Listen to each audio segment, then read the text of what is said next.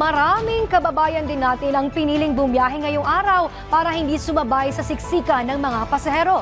Ilang bus lines naman sa PITX ang walang operasyon ngayong November 1.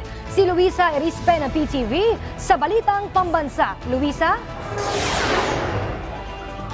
Princess, araw na ng undas pero marami pa rin tayong mga kababayan na hanggang sa ngayon ay humahabol na makabiyahe. Katunayan, dito sa Parañaque Integrated Terminal Exchange hanggang sa mga oras na ito ay tuloy-tuloy pa rin ang dating ng mga pasahero.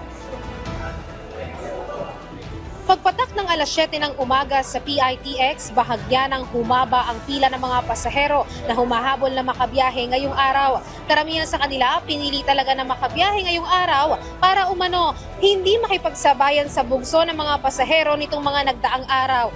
Tulad ni Nanay Ella na biyaheng padaet Camarines Norte. Bukod sa nakansela ang mga biyahe sa Bicol kaya na-late siya ng booking. Bilang isang senior citizen, ayaw na umano niyang sumabay sa biyahe kahapon. Ako ng pasahero, mahirapan ako. Hindi naman ako nagmamadali. Ang mahalaga makarating sa pupuntahan ko na nanay ko sa Bicol.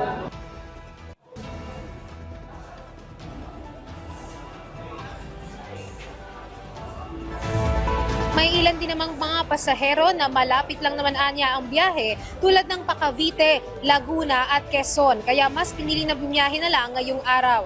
Ayon sa pamunuan ng PITX, sinaasahan na ngayong araw aabot sa 160,000 ang pasahero dito. Wala naman kanseladong biyahe sa PITX bagamat may ilang mga bus lines ang hindi operational, lalo na ang mga biyaheng Pabicol at Vismin. Pero wala namang apektadong ruta dahil may iba pang operational na bus lines. Mahigpit pa rin naman ang seguridad ng terminal. Katunayan, may 6 na po pa ring pulis na deployed sa lugar. May mga K9 units din na umiikot at patuloy ang pagkumpiska sa mga ipinagbabawal na gamit sa terminal. Sa tala ng PITX, nasa 54 na ang ipinagbabawal na kagamitan ang nakumpiska nila. Ito ay mga butane, panaksak, itak, gunting at iba pa.